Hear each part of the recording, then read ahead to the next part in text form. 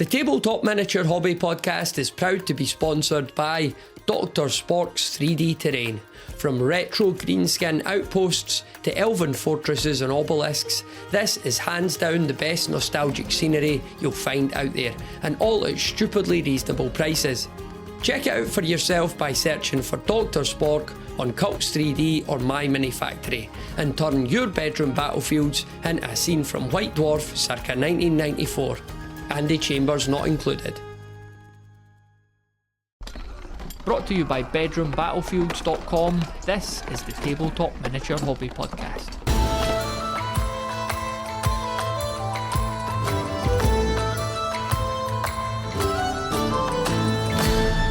Hello and welcome to the Tabletop Miniature Hobby Podcast. It's Matthew with you here, and we're into the final month of 2025. It's December, and throughout the month of November, I was pleased to see y'all submitting your hobby progress clips, your accountability, keeping us all up to date on your various projects, and we're going to play those for you now, so let's get straight into it.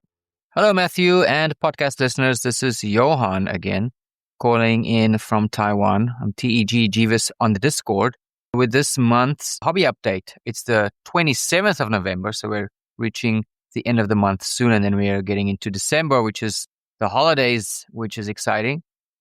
So yeah, what have I been up to? So unfortunately, not a whole lot. Very close to my last submission. I had a bit of an accident and broke a finger on my right hand, which is not ideal since I'm right-handed, and painting, requires a working hand, obviously, a healthy hand. And so my hand was in a splint for the better part of the last 4 or 5 weeks. So hobbying has been quite difficult, obviously. So it did allow me to sit back and focus on other things. For example, getting into a few rule books that have been sitting on my shelf for a while. I took on one of the biggest ones, which isn't actually a war game. It's a dungeon crawler called League of Dungeoneers. A thick rule set, a very heavy rule set, and I've been meaning to get into it, and I thought now is maybe a good time to get into it. So I spent a few, week or so going through the rules, watching some videos and so on, and actually convinced my RPG group to start a small campaign, which we did, and we had 2 sessions in this past month, which has been really great. It's a fun game, quite heavy on the rules, but nonetheless very enjoyable. We create our characters, and this was sort of an opportunity to get back into the hobby, by creating some miniatures for our heroes.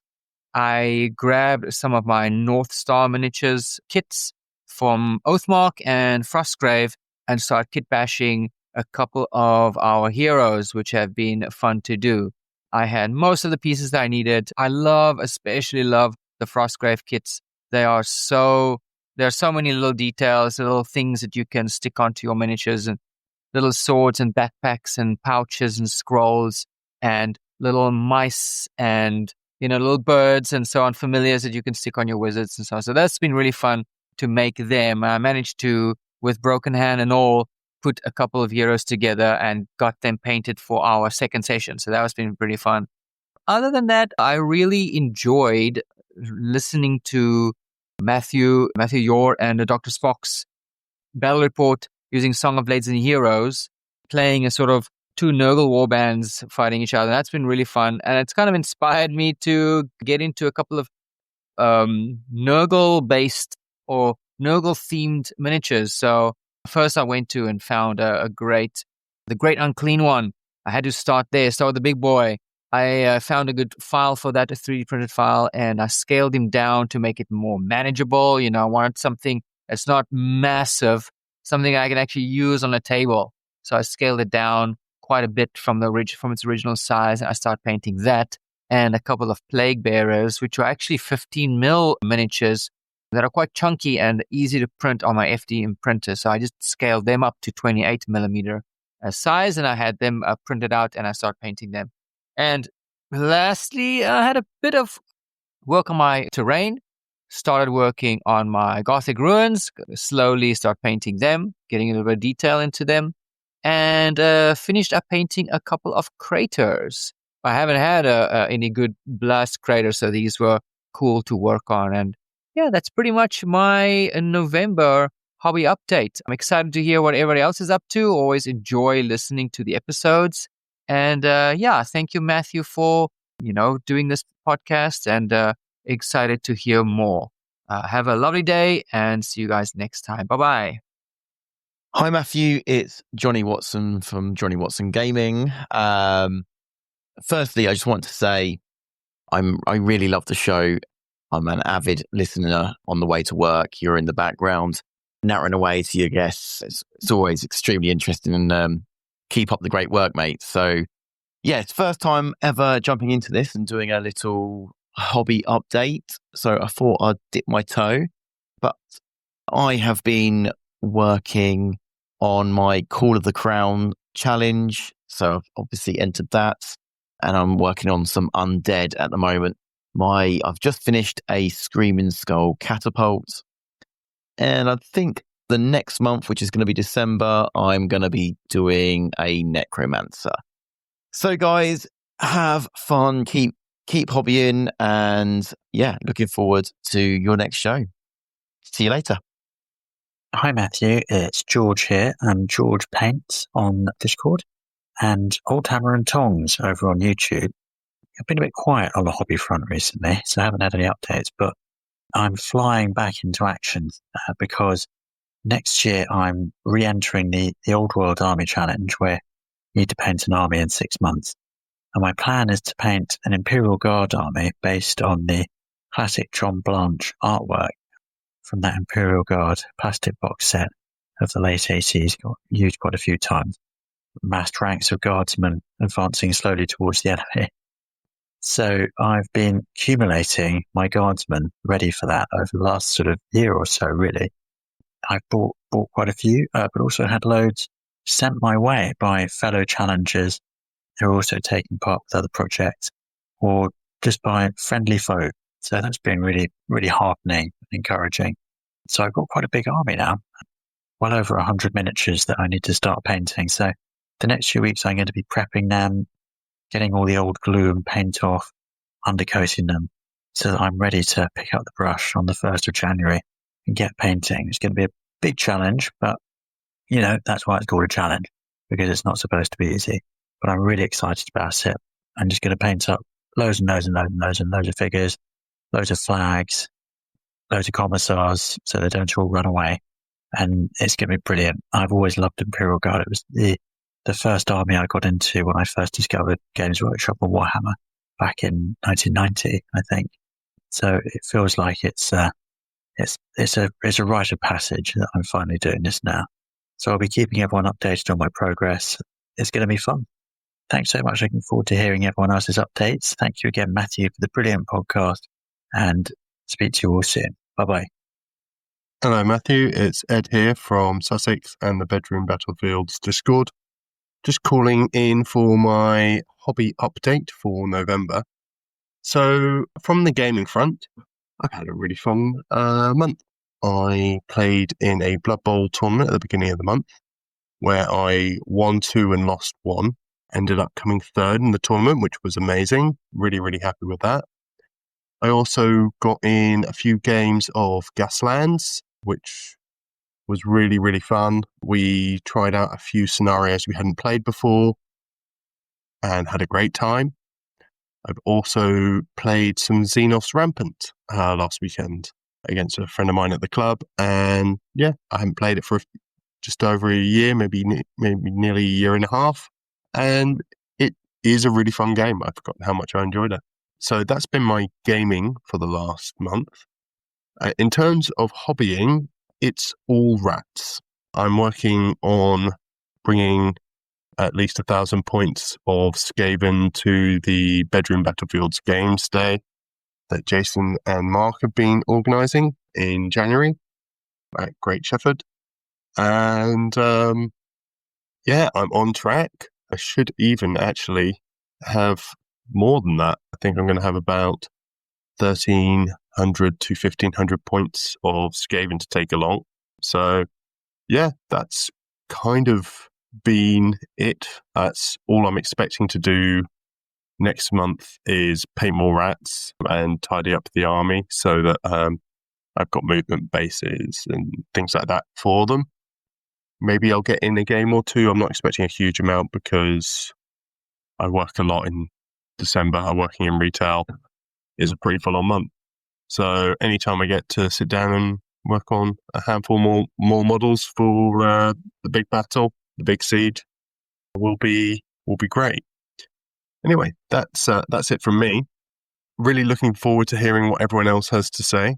There's been some great pictures going up in the Discord, so I'd love to hear what everyone who's been working on those projects has to say about them, and hopefully hear about a few projects from others who haven't been posting pictures maybe, but who still call in to chat to you.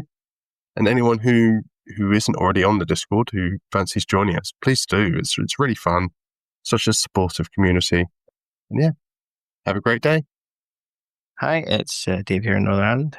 Just calling in with my hobby update for November. So, yeah, Christmas is coming, and there's obviously a good few things stashed away for Christmas Day, so that'll be fun. In the meantime, we've been playing with the minis that we already have, playing some vintage 7th edition Fantasy Battle. We were down the club this morning.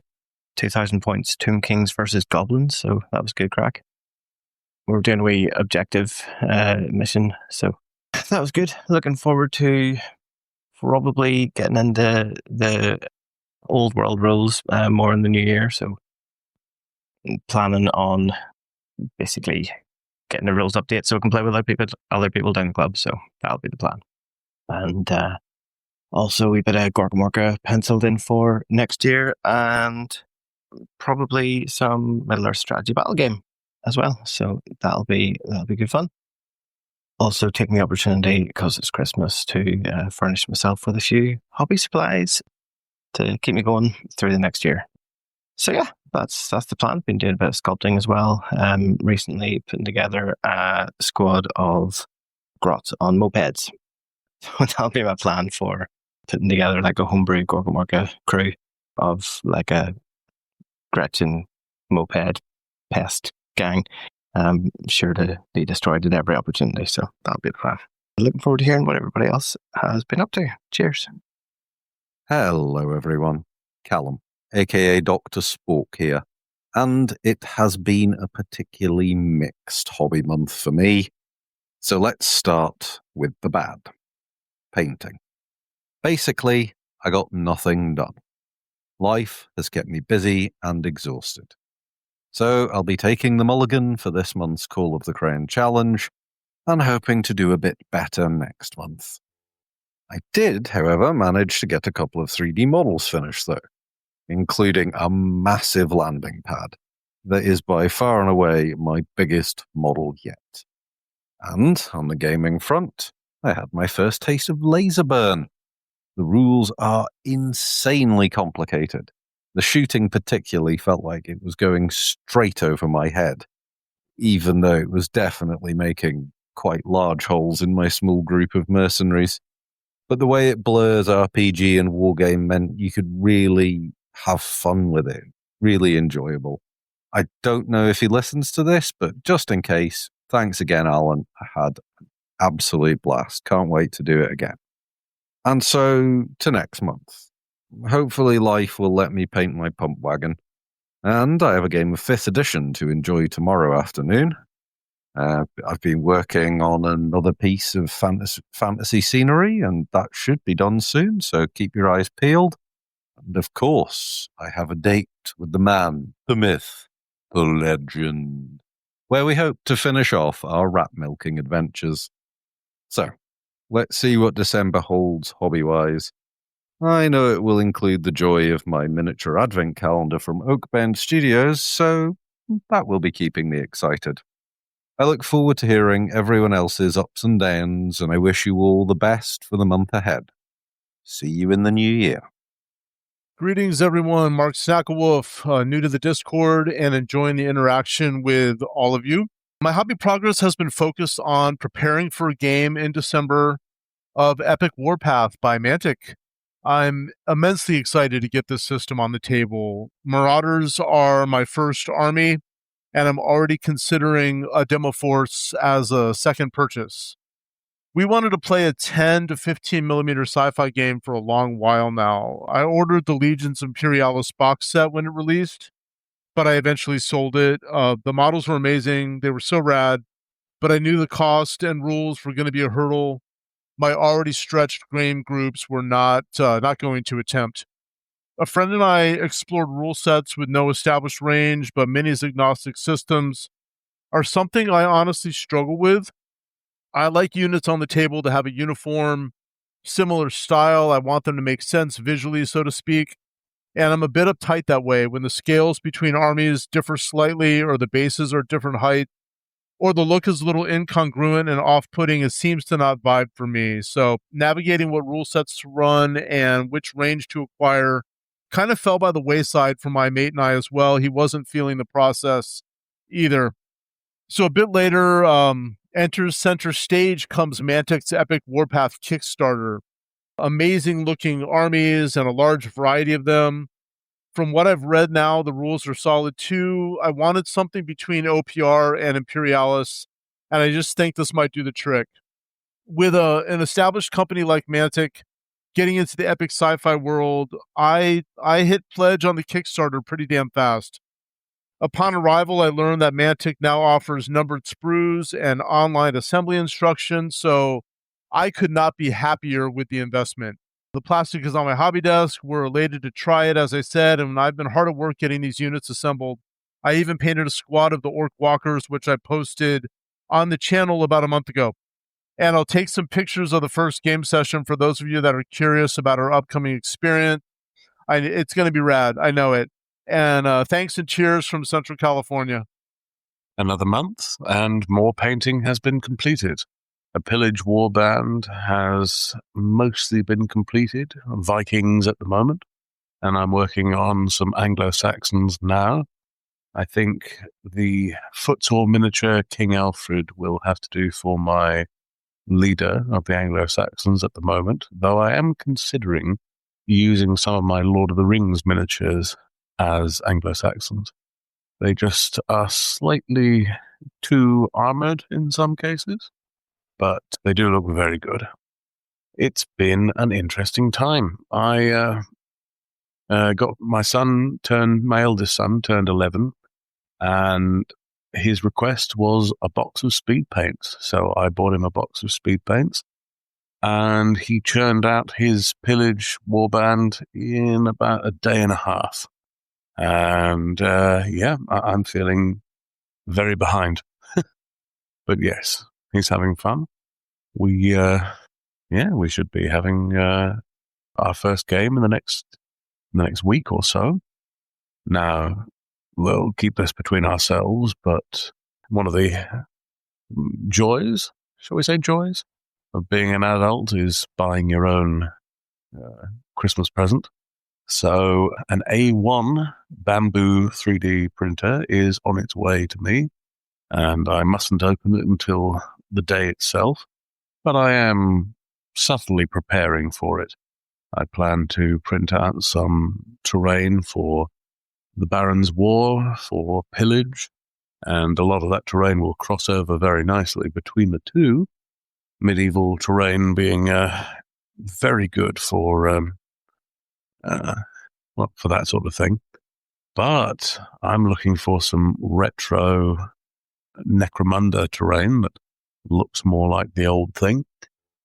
And yeah, I'm looking forward to that. I also have a certain Dr. Spork terrain that's definitely going to be first on the list. I think it'll have to be the Watchtower and then followed by the bunker. Those are excellent pieces of kit, and I'll take this opportunity to request some Mordheim terrain. And if anyone else wants to join in on the request, the more voices, let the people be heard. Till next month, and I shall be letting you know how I've gone on with the printer. Bit nervous, but it looks very exciting. Hi Matthew, it's Mark, Wolf and Shrew on the Discord server, contributing my monthly hobby updates. I really enjoy listening to the episodes where others contribute, so I thought it was about time that I had another go. The biggest update is that I have a friend who I've known has been kind of interested in the hobby for a while. He's kind of got more involved recently, and we've been getting together every other week and having a hobby night where we either paint or build. So I've become much more productive than I have been due to this kind of accountability, really. So we've been getting through a fair bit of painting. I've been working recently on an undead army for the Kings of War game that I'd like to set up soon. I'll probably play that with my friend. So that's all coming together nicely. Kind of batch painting at the moment, which feels quite attritional, but also quite rewarding when you get a unit finished. So I've been enjoying doing that. I have been building a Saxon warband for Pillage, which I picked. I was gifted the rulebook for my birthday. So yet another rulebook that sits on the shelf of holding, but I've got that. And I've been enjoying building these Victrix Saxon models. Really good value and quite fiddly to build, but I've been enjoying putting those together in various different poses. What else have I been up to? Yeah, well, on the subject of having too many games, I've been having a bit of an existential hobby crisis where I've been looking around at all of these games that I've had for years and years, and they just sort of sit on the shelf, unloved, and it's a bit sad, really. So I've been attempting to consolidate my collection a little bit. So I had dipped my toe into some OSR RPG stuff that I've been moving on, really, just because I'm not using that anymore. And it's nice to look at, but it sort of sits there gathering dust, and it's sad, really, when there are others that might enjoy those things. So I've been consolidating, I would say. So with that, I've been looking at the rule books that I have and the games that I get to the table, which aren't very many. The games that I do tend to be skirmish games. So Song of Blades and Heroes is a favourite of mine, but also Space Weirdos and now Sword Weirdos, which I have currently got a game laid out on the kitchen table, which I'm about to encourage my son Jacob to come and have a go at if I can get him to put his Switch down.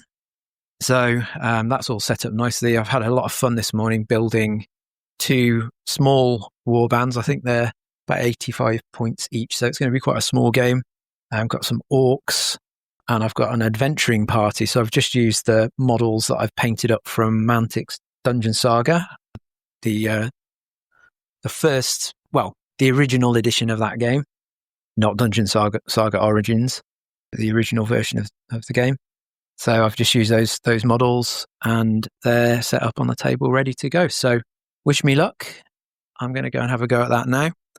I'd like to thank everyone again for the inspiration from the hobby updates. It's really good to hear what others are up to, and it makes me feel a little bit more accountable, actually. So that's really helpful. Thank you, Matthew, for the wonderful podcast. I get a lot from it. It's definitely in my top 5 podcasts, and long may it continue. Keep it going. Thank you very much.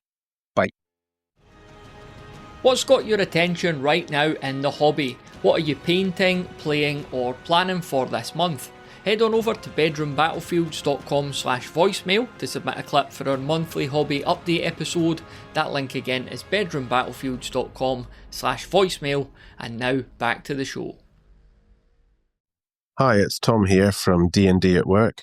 My hobby update is I've just played my first game of Bolt Action a couple of weeks ago and absolutely loved it. So I'm buying myself a Commandos starter army, which should be arriving next week. I'm going to start painting and getting that ready for the new year, where I hope to get some good games in. It's a fantastic system. Lots of to and fro across the battlefield. Yeah, really good fun. Can't recommend it enough. So that's what I'm going to be diving into, both feet. Massive thanks to everyone who submitted a clip there. I always really enjoy listening through those. I'm sure you're the same. and certainly find them very interesting and motivational and inspirational as well. It definitely keeps me returning to the painting table, just hearing that everyone else is working away on their own things as well. So yeah, we'll catch up again at the end of December. We'll be full of mince pies and Baileys, but I'm sure we'll be able to take a couple of minutes to get a wee hobby progress clip in. As for my own hobby progress, it was my birthday in November, so my daughter and wife got me the Crooked Dice Thundercats, or not Thundercats as they are. So that was really cool to get those. Brilliant wee miniatures, and I've already got them primed up along with my human Blood Bowl team. Big thanks to Ed, who was on last episode, I think. He'd very kindly sent me some additional humans for my Blood Bowl team. So that's shaping up now, and I've got them primed as well. And on top of that, for my birthday, my brother-in-law had actually got me the Masters of the Universe. It was like, I think it's an expansion for the game, which I don't actually have, but it was really just to get the miniatures and terrain, which were really good. So you've got like She-Ra and her sort of entourage. My daughter's really into I think it's the 2020 remake of She-Ra on Netflix. She's really into that. So she was chuffed to see that I have a little She-Ra now and all her buddies. And like I said, the terrain's really cool. It's already painted up. And I'm ready, time of recording, I'm ready to play a big old game of Hobgoblin with Dr. Spork, and I've already got that terrain set out alongside all my other stuff. And that's the culmination of almost 2.5 years of work on this 15mm project. It started off with a human army and an orc and goblin army, and then I kind of veered off into creating a chaos army as well. So there's 3 armies. And I've got them all set up already, and yeah, we're ready to play. We've played Hobgoblin before with the orcs versus the humans, but now we're going to do a bit of a siege or a last stand. I'm calling it Dick's Last Stand because my human general, he's called Dick Longfellow because I'm puerile and have the brain of a child. So Dick's Last Stand, I've really buffed up this human army. Like there's basically twice the size of enemy forces, as you would expect. It's literally a chaos army and an orc and goblin army, so there's a lot of units there, and basically I've went into the Hobgoblin army builder and I've just buffed up every single human unit. And if you're familiar with Hobgoblin as well, like the way the Doom tokens work, is it the courage stat? I don't have anything in front of me, but the default courage is something like 10, and I think I've bumped up to 15. So it's essentially their wounds. So there'll be powerful units, but few of them, and they might very well still get overwhelmed. So that'll be a lot of fun. I'm looking forward to that as ever. And of course, I'll put some pictures of all those finished forces on the table over at bedroombattlefields.com as well as soon as I get the chance. So I'm going to cut now to a conversation between Mark and Jason. They recorded on their own recently. It was like 2 of my sons going out there to the pub for the first time, but they got together to chat about the big games day that they're putting on in January. So they're going to get into the details, and, you know, maybe you'll be able to make it along to that as well if you live close enough. So the big games days that Jason, Mark and others from the community have been doing, they've almost become the stuff of legend. When you see the pictures, the miniatures, it's just fantastic what they're putting on. A real spectacle, a real showcase of this hobby. And yeah, so we'll cut now to Mark and Jason and just find out a wee bit more about it, when it's happening. And even if you can't make it along, you know, like I can't, it's just really interesting to hear about everything that kind of goes into a game like this. I've been thoroughly enjoying the campaign that we've been trialling for Boyle and the way it's been stacked, the way it's been panning out. And we're putting on another big game, which everyone's welcome to. I mean, shout from the hills, everyone just come along, turn up. But we've had a little pre-campaign to this games day to influence certain resources that are available and certain troop dispositions on the table, and to give a little bit of background flavour and allow people to get a hook and to get a bit of commitment in their mind's eye. You know, a little bit of I'm actually these are my guys now. This is my little story. This is my little thing, and the stuff that's come up in the campaign, because the way I've run it is that we've been doing whatever games we can manage to do. Doesn't matter how many games we get in, whether it's 2, 6, whatever. Doesn't really matter. But we split people that would vaguely like to take part into 2 groups. Yeah. And the defenders. Those 2 groups are isolated from each other in anything other than a gameplay sense, and through me. So they can do secret maneuvers, secret orders, secret missions. They can do sneaky tricks on each other. But it goes through me. I roll off to see whether that's been spotted or what's been spotted or if any of the scouts have seen anyone doing anything. And then based on that, I can then reveal the results of those sneaky ambitions to the players in quite a fun way. For instance, something that's not giving anything away is that there was a load of scouts available to each team. There was 12 scouts that I said on that you have got. You can choose to use them how you will, choose to put them on the map where you'd like, choose when to do it. Just let me know. And some teams sent out scouts and another team didn't. And now that means there's an asymmetry to the amount of information available to the teams. Mm. And that was being used to its fullest by certain generals, which meant you could do sneaky outflanking maneuvers or denying enemy resources or things like this. So coming up on the final day in January now, because we haven't got any other games to play bar one, which is, again, it's not a sneaky reveal now. One final game is someone has ambushed the dwarf blimp. Right. There's a dwarf blimp in this game. There is. And some the people dwarf, might have seen that on the Skull Island game that we played, or at Boyle. It's a brilliant model. So have a look back at the photos in the Discord for that. Incredible achievement for that model. But he was using it sneakily instead of scouts. Right. He could fly across the map and pick up resources and have a look whilst he's going. Well, the enemy have spotted that towards the end, and they've ambushed it with a bunch of wyverns. Uh-huh. Mid-flight. We haven't played that out yet. We don't know what's going to happen to the blimp or where it's going to happen on the map with the blimp until we actually play and we finalise exactly what they're trying to win and trying to do. And that will impact on how effective the blimp is in game in January. And it will also impact where the blimp is on the map. Excellent. On the board, because is the blimp going to come in at turn 1 from the citadel? Has it got back? Or is it going to come in at turn 3 from the far end of the board because it was ambushed and having to be repaired? Or, is it even destroyed? We don't know. And all of this is stacking up, and there's going to be a few secret reveals on the final day because there's a few secret missions that people have gone on. I probably even shouldn't have said that, but that has happened. And anyone can join in. This is the key thing, because now the broad narrative and the broad resources have been established. Yeah. Come along and join in and take over whatever's available, because there's more than enough. Yeah. Thousands of figures available, and anyone can just command a group of them, really. It's very fluid in that way, isn't it, on the day?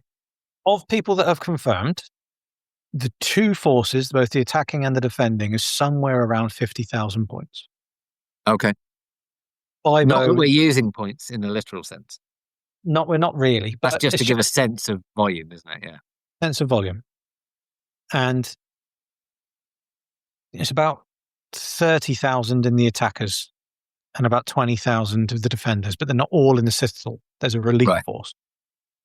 And so as part of that relief force, no one really knows what the force is what the constituent parts of that force is. Yep. So if you've got a group of dwarves that you'd like to join in, come along, bring those dwarves, as long as they're painted. And don't care what standard they're painted to, as long as they're painted to the best you can do, or you could do at the time that you made them. Yeah. Bring them along, and they can take part in the game. You don't need to know any rules as well, because I know them, and I will just talk us through, no reference needed, and we'll just be ploughing through. Yeah. And it'll be... We've got a lad there that's 12 years old, and he's played with us for the last... Well, I don't know, Mark, how many times has he played with us? Dylan must have played with us twice now. Yeah, I think so, yeah. Yeah. And he hasn't got the faintest idea on the rules, bless him. He's got vague ideas of certain bits are starting to coalesce for him, but he didn't need to, and he was having a whale of a time, and he's just like, Jason, I want to do this. What's the options? Here you go. This is the options of how you do this. Make a choice. And there was no technicality beyond it, nothing sticky for you to have to worry about. It's just, Jason, I want my cavalry to go around this hill and over there. What can I do to do that? So, all right, you can do it like this, or you can do it like this. What do you want to do? Oh, there we go. Off we go. You don't actually need to know the rules. And there's other people in the group as well, isn't there, who know the rules really well, like Ben, for example. And, they're more than happy to. It doesn't matter if they're on one side or the other. They're going to help facilitate that learning and that kind of understanding of what you can do and how to do it. No one's there to sort of gatekeep any of the information at all. Nothing of the kind. It is entirely just about fun. And anyone that does know the rules, yeah, it's perfect because they can just go, oh, yeah, this is how we do it. Yeah. And off we go. And they're just helping to contribute towards not only the narrative fun on the game, but also things like we've got a steam tank. How does a steam tank work? What does a giant do when it falls over? How about a tree man? What about a bolt thrower? All those kind of little eccentricities that are in the rules. They actually add those little moments, or using the magic system, feel like they're kind of really cool moments where everyone picks up their ears and listens across the table to find out what's going to happen at that big moment of trying to fire the steam cannon or something like that. And it's superb. And the thing that I would like to stress, though, is this is a balance between the two principles of gaming, narrative. There is a game to be won. There is tactics that you can apply. There is cock-ups that you can make. Yeah. But because of the narrative element layered on the top, it doesn't really matter. If you win, great, and you're going to be victorious and perfect. But even if you lose, you're going to have a lot of fun. Absolutely. There's a lot of things that you could win. All these sort of tension moments will be there. But if you're on the spectrum towards having a game that you can unlock in your mind's eye with tactics, if we deploy our troops over here at this time, that'll deny that flank. You're going to have a puzzle. Yeah, you're going to have a lot of interest. Yeah. Because it's not conventional, is it? Because it's on this enormous table. You've got, castle walls. You've got lots of things that bring asymmetry and lack of what you might call balance into the game. But actually, they then introduce really interesting challenges and ways of looking at it. It's a real scenario. It's not a pitch. It is a real scenario. And that's what makes it interesting, I think. But the main thing about the day is that there's a lot of energy. There's a lot of people you meet in. It's a spectacle that cannot be done without this kind of thing being put together. Yeah, it's greater than the sum of its parts, isn't it? Something like this. I think the other thing for me that's really important with it is that social side of it. Some people might be like, oh, that sounds very busy or very hectic or whatever. I haven't found that to be the case. I found it's still got an easygoing feel to it. Nice bunch of people, and very kind of like all working on the same thing together, really. It doesn't feel like we're working against each other. It feels like we're working towards the same goal. But if there is a goal, the goal is to turn up and see the spectacle and see what the hell happens. Yeah, absolutely. So we've still got some space left, haven't we? If anyone wants to come or they're on the fence, they're thinking, I'm not sure. It's a big hall, isn't it, with a big table? So there's room for plenty of people. How many people do you reckon we've got coming at the moment? A dozen or so? Oh, maybe a bit more. I'm hoping for a bit more. Yeah, we've got a lot of people that say maybe. Yeah, but of people that are confirmed, I think we've got a good 10 to 12. Yeah, so it's definitely going to be going ahead and be looking fantastic, whatever happens. But there's not really an upper limit, is there? If someone says, "Can I bring along my massive army and bring it along?" Well, the answer is yes, isn't it? We want to see it. Absolutely. The only thing that might destabilise it if someone brings another 20,000 points. So only complete mad people, who might destabilise it. Yeah, that's true. So we can find room. Yeah. But I think the other thing with it is kind of coming back to your original thing about the whole campaign as well is, there's a lot of people in the community who listen to this podcast who say, oh, that sounds great. I cannot get to West Berkshire on the 10th of January. That's fine. And I think that what you and I've chatted about briefly is kind of in the run up to Boyle next year. What are your thoughts about how people who are further away can get a bit more involved? Well, taking it back a step, my hopes for Boyle is we can invite Garth to witness what we're doing in January. Maybe on the day he can turn up, or maybe he can just have a look in the Discord and have a chat with us. Yeah. And see whether he thinks it's appropriate for what they might like at Boyle next year. And if it is, which I hope it is, then what I want to run is a Discord campaign. Okay. Exactly the same sort of fashion that we will talk with Matthew and with Garth and whatever else, and we will make 3 extra sections on the Discord. Okay. One called campaign info. Yeah. Called attacker, and one's called defender. It doesn't really matter, whether they're actually attacking or actually defending. It's just differentiate. It's 2 sides. And that can then be reused in the future should we want to run campaigns again and again and again. And we don't have to clutter the Discord. It can just be that. Yeah. But they're closed groups on the attacker and defender. Okay. They're an open group on just the campaign info. Yeah. So that's just basic information about what's happening and things that everyone knows. Basic. It can be chatting, it can be updates, it can be, we've got this going on, we've had that game. Yeah. So it's quite social as well. Yeah. Absolutely. But the closed groups are for making sure that orders or tactical information that can stack between games and lead up to the event in Boyle is closed from the opposing players. So that anyone wants to keep secret information can keep it in that group. Yeah. If it's only you who kind of can be there to sort of umpire between it all. Precisely. If information is leaked into the campaign info group, well, that's too bad. That's just what happens in real life too. Information is leaked from armies. Yeah. It's just a problem. But that way it can add real flavor, and I can be the guy that takes orders once a month from established generals. The group themselves can choose, these are our 3 generals who are authorized to make orders. Or whatever. However, so no one's going to have to lock into being like in charge of it for the whole time as well. If someone's got life commitments and things, they can hand over to someone else for a bit, or at all. And you can be in America and not capable of coming to Boyle and play a game and give an order. Yeah, contribute to the overall campaign. Oh, that'd be brilliant. There's no sense that I have to do a game every month or anything like that at all, or that I have to give orders every month. Sometimes orders don't get made because generals are doing other things. It's fine. But then that in its own right becomes an interesting story point, doesn't it? No orders were taken. What does that mean? Yeah, exactly. It's good. And it means I can then present the results of those orders as a newsletter in the campaign info. Excellent.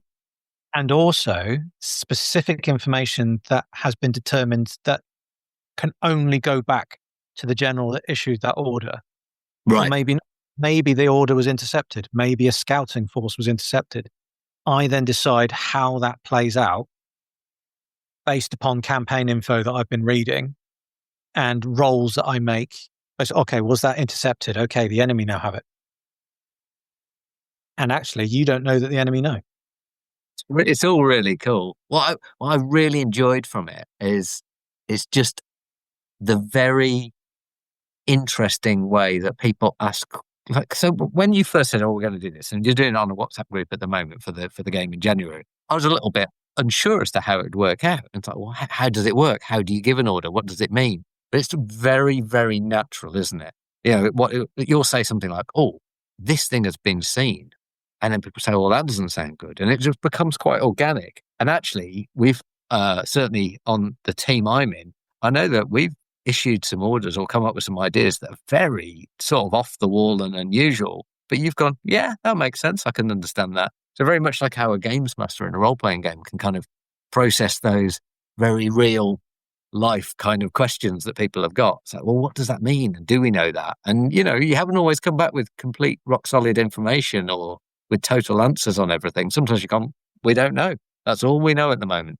But it's been really fun. It's added to that sense of anticipation for me for the game in January. I'm really excited for it now. Just knowing that there's things that we've put in motion that are secret, that must mean the other team have got secrets that we don't know about. They've got to. Good. I'm glad it's worked out that way, because it's also, I want to make sure that it's not arbitrary. This actually is a game to be played. Yeah.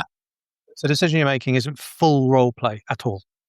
There is a chance that, it does work entirely in the way that you intended. There's also a chance that it's being, you're playing a proper game with the enemy, because for instance, we had 12 scouts on each side. Now, I can say that you had 12 scouts on each side. I don't know the others did. Exactly, but it doesn't happen. We're already at the January campaign day, so it's fine. Yeah. The point is that you both had opportunities to intercept each other to figure out where you are on the campaign map, where your forces are, what distributions they are. And so it is very much a game to be played because I'm tracking that. I'm tracking where the forces are, what the strengths are, what you're both trying to do, what you're trying to research, what you're trying to develop in terms of defensive strategies. I'm keeping track of that. And if the enemy sends scouts to find out, I roll off to see whether the scouts were intercepted and killed. Or I roll off to see what they find out, when, how they get it back, when they get it back. So it's not full role play, me deciding whatever. Yeah. It is a game to be played. It's that magic middle ground that you and I, Mark, I think enjoy. Yeah, it's been brilliant. I think the other thing that's really significant is on the day, in January, some of these factors will play out, but then they'll still, there might be a unit that is on the table that's supposed to do something because we prearranged it.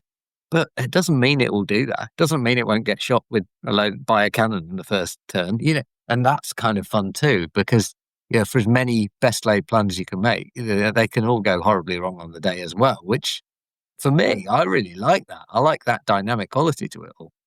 Well, Mark, I don't know what you mean. I don't think you were revealing something. I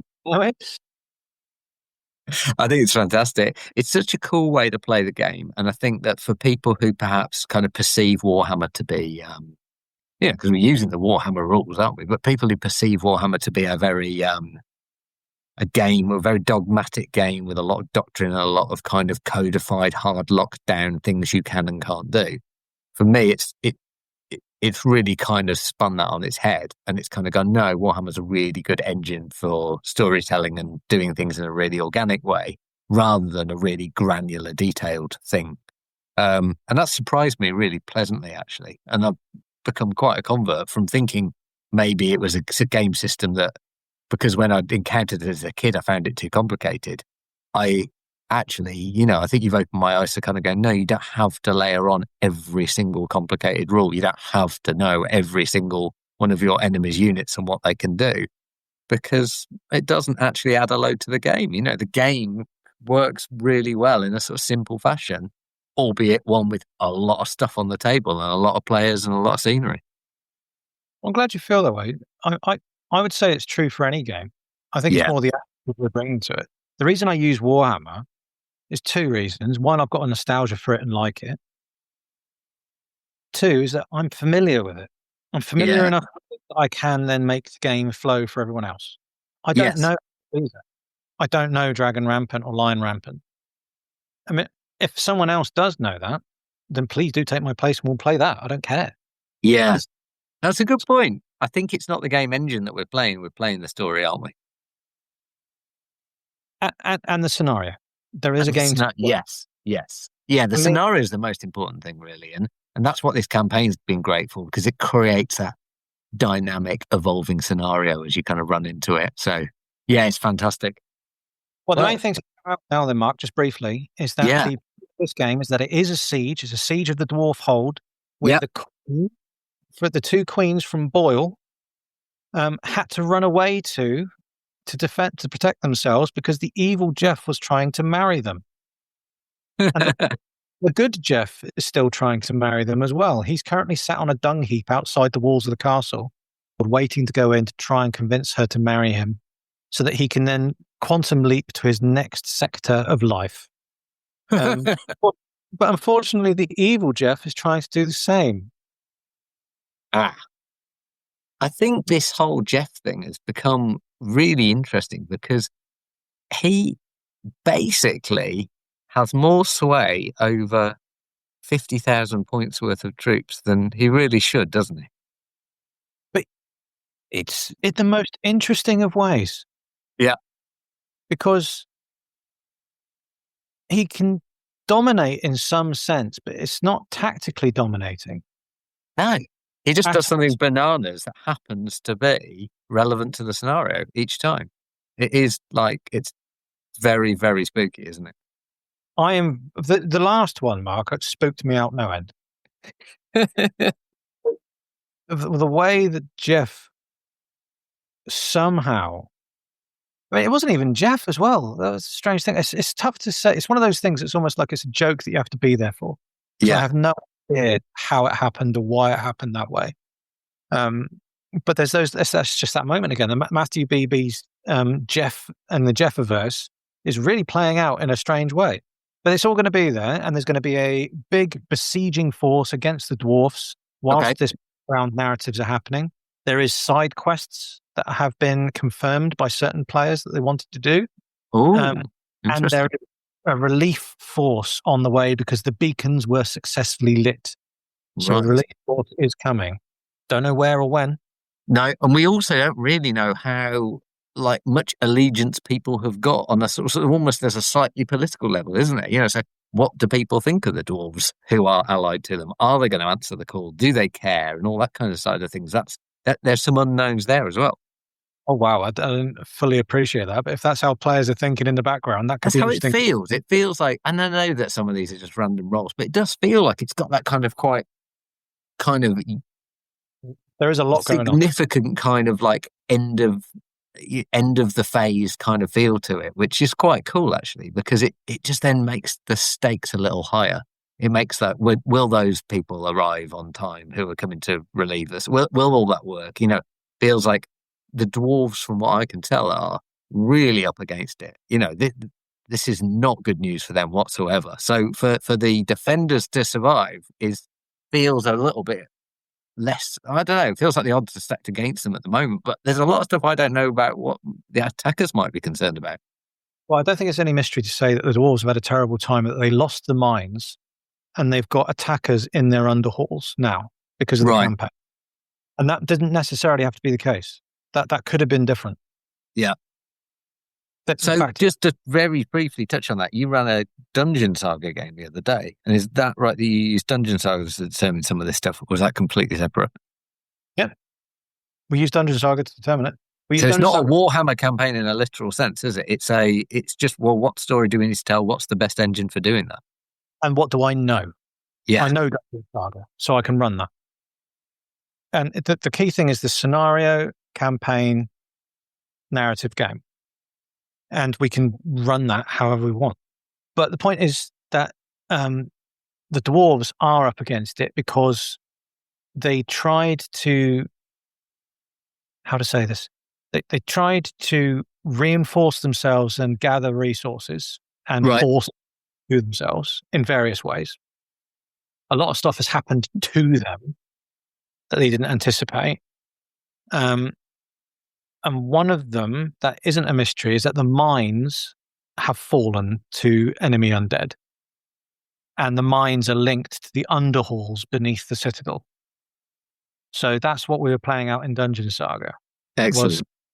And a lot has happened. And the dwarves are up against it. They do need this relief force. And they need to do something on the day to...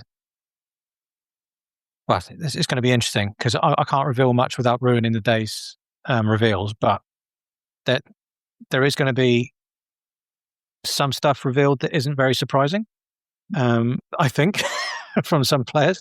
But there is also some very surprising things that have gone on in the background. Excellent. Well, it's brilliant. I mean, for me, it really does sum up the kind of like what makes this hobby brilliant. And because it's visually spectacular, you've got all those miniatures, all that terrain. That's something you wouldn't get with, say, a board game. It's tactical and it's kind of interesting. There's choices to be made. There's lots of random events. There's that storytelling element. It's social. It's, it's fun. It's lighthearted. The whole Jeff stuff is very silly. So it's not like you're getting bogged down with something where you're scratching your head and you're feeling like it's all incredibly serious. It's all very lighthearted. But there's lots of challenge there as well. It's brilliant. It kind of ticks all the boxes, I think. Well, and Jeff's mission is solely because of Matthew's daughter. I asked her what's his mission, and she said, marry the Queen. And there you go. This whole day is partially, if not the majority of it is because of that little girl saying, his lovely little girl saying he needs to marry the Queen. I think, that's brilliant, isn't it? Because it's, it all feels very Trojan War-esque. The main thing I'm looking forward to is, frankly, you're all my gaming mates now. We've been doing this so long. I'm looking forward to having everyone there, talking and having this quite lovely coordinate. And there are so many love models, so much skill and artisanship and love put into everyone's forces all coming in one place. And it is lovely to interact with it and see and have everyone there. And I welcome and invite everyone to come join in. Yeah, and even if people just want to pop in and have a look, if they're not far away and they think, oh, can just come and watch it for a little bit, that is absolutely fine too, isn't it? Even if you just want to join in for an hour and a half and just throw some dice, and then they've got to be on their way, they're more than welcome. Yeah, and even if they don't want to join in, Mark, I'm available to have a chat because I'm running the games day, which is really I'm just answering questions now and again. So I am there to have a chat as well. Everyone else will be there, and because it's a turn-based game, one side will be taking their turn, and the other side are available to have a little bit of a chat, have some snacks. It's nice, relaxed. It's lovely. It is actually. The format works really well for that, and it does allow people as well to do those things like, spending time. Oh, well, how did you paint that? Or what model's that? Where did you get that one from? That's really nice. There's a lot of that goes on, a lot of sharing and a lot of community. It's not just like, we're here to play the game, we won't talk to each other. It feels like that. The game's not secondary by any means, but there's a really nice like an equality to the balance of why you're there for the day. You're there for the game and you're there for the people in equal measure, I'd say. Absolutely. And I've declared this is my birthday game. So this is to celebrate not only my having survived past the average age of death for medieval people. Well done. It is also 25 years that I've been playing 6th edition Warhammer. That's how long your games last. That's the problem. It's 25 years of 6th edition. Okay, that's a long time. It's 30 years of playing Warhammer for me. Fantastic. So 25 years since 6th edition came out, 30 years since you got into the hobby in the first place. Let's all have a celebration. We'll have a Chinese or get some chips or something. Celebrate the victory or loss. Excellent. Well, I can't wait for it. It's fantastic. So it's Saturday, 10th of January. It's at Great Shefford Village Hall, which is in West Berkshire. So it's kind of centre of the south of England. So it's quite easy to get to for people who are that way. It's just north of the Hungerford Junction on the M4. Okay. So people coming from like South Wales, come from Bristol, they come from the southwest, they can get up there quite well. People come from further down the north and come down the motorway. It's all quite accessible and easy to get to. And the other thing is, if you can't get there, we'll take as many photos as we can and do as much of a report as we can and share it with people on the Discord as well, because I think that's an important part of these things as well, because, there's a lot of people who can't get there, but they really don't want to miss out on what did it look like and how did it feel. So we'll make sure we capture as much as we can on the day as well. And anyone that wants to, is interested in this or has some suggestions or has some questions or anything like that, and even if you can't come, join us on the Royal Orc. Yeah. We will talk about our desires for the campaign leading up to Boyle. And we'll see if we can make it run. See if everyone's interested. So please do come along. Yeah, so Royal Oak, I think we're looking like, I think I'll put a poll up. I think it just closed. I think the most popular day was Tuesday, the 16th of December. I can't remember off the top of my head, but it's going to be mid-December. So look on the Discord for that. And join in on that event as well. So anyone in the world. Absolutely, yeah. Fantastic. It was good catching up. And I will see you in person in January. Have a good Christmas. Okay, cheers, mate. Take care. Bye-bye. All right, then, that is just about it for this episode of the Tabletop Miniature Hobby Podcast. Just a couple of wee thanks quickly as well. Thanks to Martin for firing another wee tip in the tip jar there. bedroombattlefields.com/tip is where you could do that if you're so inclined. And also, Martin had very recently sent me a wee package with, it was a couple of great books in it, actually. It was the Brian Jacks Martin the Warrior books, totally unexpected. And I look forward to getting cracked on with them with a wee one after we finish The Hobbit. And Martin also stuck in that wee package. It was a book about the Picts, which looks really good. All the Pictish stones and just background information and that about Pictish life. So I'm really fascinated with that period of pre-Scottish history, as I've often mentioned before. And big thanks to my old pal JCB for the Patreon support as well. It's great to see you back, mate. And hope to hear from you soon. So it's always good to get a wee bit of support just to keep the podcast on its feet, keep me on my feet, or at least keep me in beer. And even if you aren't able to give any financial support, it's not an expectation. It's always just a wee bonus that I treat it like. And the main thing is that you're listening to the podcast and hopefully enjoying it. And, at this time of year as well, you just got all the stats from Spotify. It's the Unwrapped thing. If you're a Spotify user, you get that for like the stuff you've been listening to. But on the creator side, they give you a lot of stats from your listener's perspective, basically. And it's always really gratifying to see how well the show's performing and just how many people are listening, and not just checking in and listening for a few minutes, but there's a lot of yous actually listen to the whole thing, which is heartwarming, and I'm really glad to be a part of your hobby, no matter how small that is. So that is it for this episode. Thanks once again for listening, and we'll catch up again on the next one.